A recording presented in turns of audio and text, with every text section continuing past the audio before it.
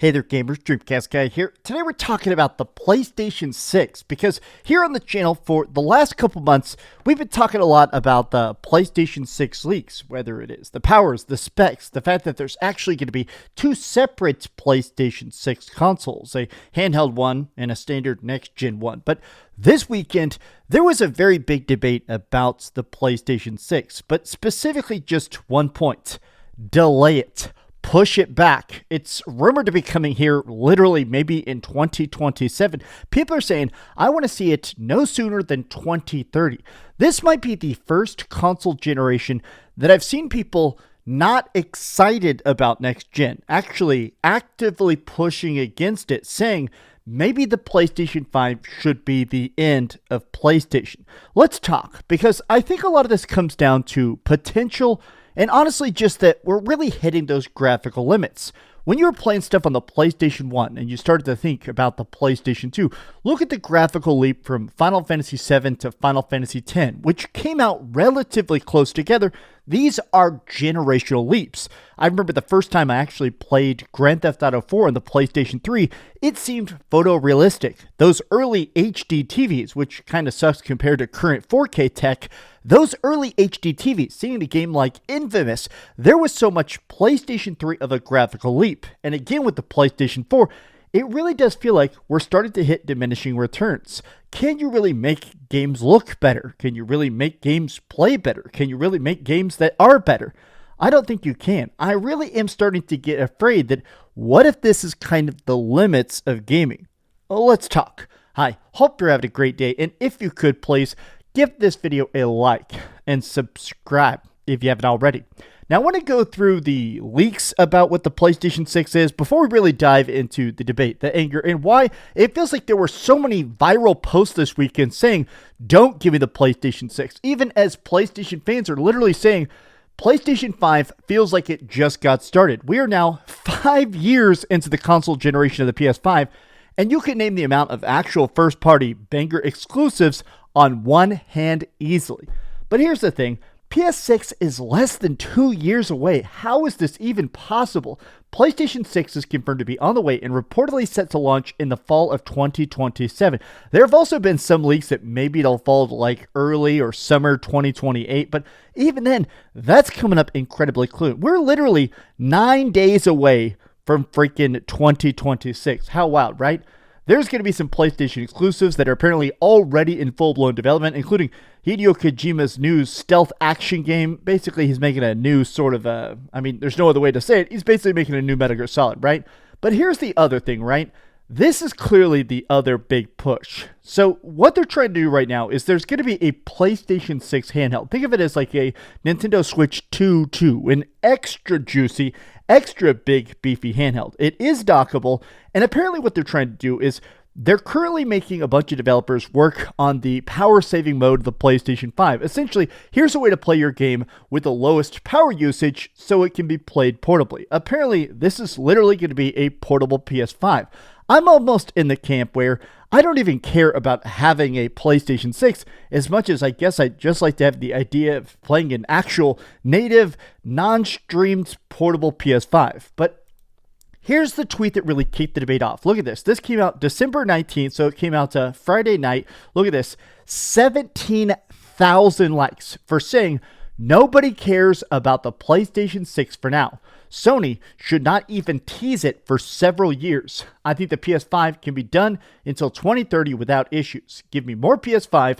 Don't give me the PS6 for a long time. Now, what's interesting is that this is Pio. Pio is honestly one of the biggest, craziest, most exuberant PlayStation fans on Twitter. I mean, this guy literally has videos ripping open PlayStation boxes with his teeth. This guy loves it. Now, some people are mad at Pio specifically for saying this, saying if they release the PlayStation 6, you'll still buy a Sony pony. I think what he's saying is that for the health of PlayStation, it does feel like, in a way, they're just trying to treat this like a normal generation when it's not. We had crazy console shortages for the first couple years of the PS5. Development was clearly extremely delayed. We only really started getting first-party exclusives in 2023. We're really only about 3 years into what was clearly intended to be like a 7-year generation. Give me more PS5. Do not give me PS6 for a long time. Now, people are basically saying PS6 won't offer anything more than the current PS5 gen. It's already got super fast, solid state drive. It'll take years until we get anything truly next gen. For me, it's better to wait to get most out of the PS5. When the PS6 comes, all they can do is make it a good upgrade and there's portable. Can you buy a home console or a hybrid device? That, I feel, is the new way. Look at this. PlayStation 5 Pro has enough power to last until 2028, 2029. It'll also give the PS5 a longer tail to sell more units and surpass the PlayStation 4. I really don't think the PS6 launches in 2027 now. RAM shortages will, of course, be why.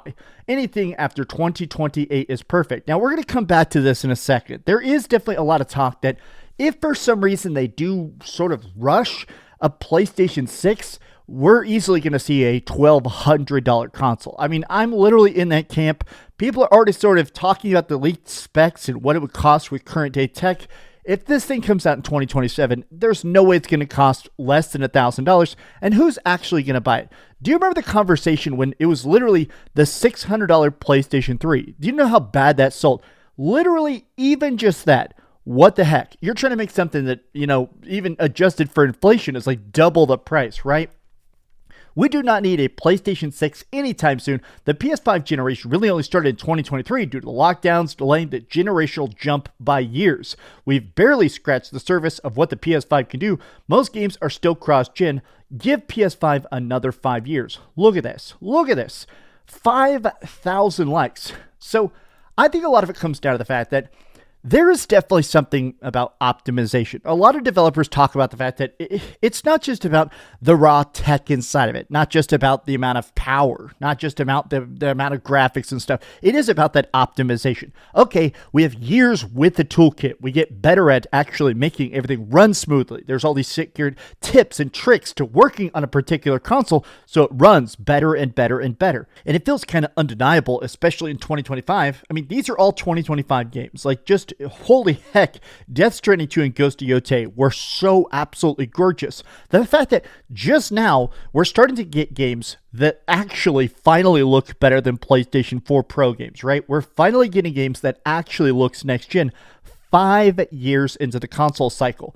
I think this is a sign that finally they're getting good at the tech. Historically, this has happened in every single console generation. If you look at something from the beginning of Xbox 360 and the end of Xbox 360, look at that graphical leap. This isn't that they suddenly discovered more RAM, it's that they get better with the hardware. Even look at this. This is with a generational leap, right? Metal Gear Solid 1, which was the end of PlayStation 1, and Metal Gear Solid 2, the beginning of the PlayStation 3. These came out 3 years apart, and they're completely generational.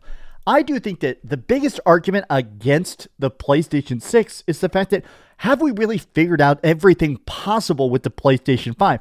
I'm almost in that camp, and I know I've said this before, I want gaming to be cheap. I want gaming to be affordable. Like, as a kid that grew up broke, as a kid literally digging through discount bins for crappy random games that kind of sucked but were still fun to play, I want gaming to be as cheap and as accessible as possible. I don't care about all the free-to-play crap. I know some people say, oh, there's always something to play. There's free-to-play games. I don't care about Fortnite patches and stuff. I want cool, good, single-player stories that are affordable, fantastic, and good to look at, right? And I almost feel like the longer the PlayStation 5 goes on, the prices have to go down. We have to get down to a $300 console someday, right? Maybe I'm just huffing that copium, but the price is going up and up and up. PlayStation price is going up. Oh, PlayStation Pro console. Now you have to buy the disc drive separately. Oh, now you need an expansion port so you have even more hard drive space. Oh, you need PlayStation Plus. Oh no, PlayStation Plus got a price increase. I feel like I'm in the camp where I'm excited about the idea of the portable PlayStation 6, but at the same time, I can't pretend as if the PS5 feels incredibly unfinished. We still don't even have themes. We barely have folders on the PS5. How can I really truly get excited about next gen when we know technologically next gen ain't ready for us? So let's talk about the elephant in the room, right? So everybody is saying give me 6 more years of PS5, and a lot of that comes down to the fact that there's about to be extreme shortages for very likely years and years to come if not forever. People are saying the AI bubble may pop, but right now AI is literally making so many trillions of dollars, or has so many trillions of dollars invested into it. AI companies are buying all the RAM, all the tech on the planet to put it into their AI factories. Look at this. You can blame AI for this. Gaming is about to be a lot more expensive. Next gen Xbox PS5 might just be cooked. They're already saying that right now they're saying we're going to be buying every piece of RAM in the world until at least 2026.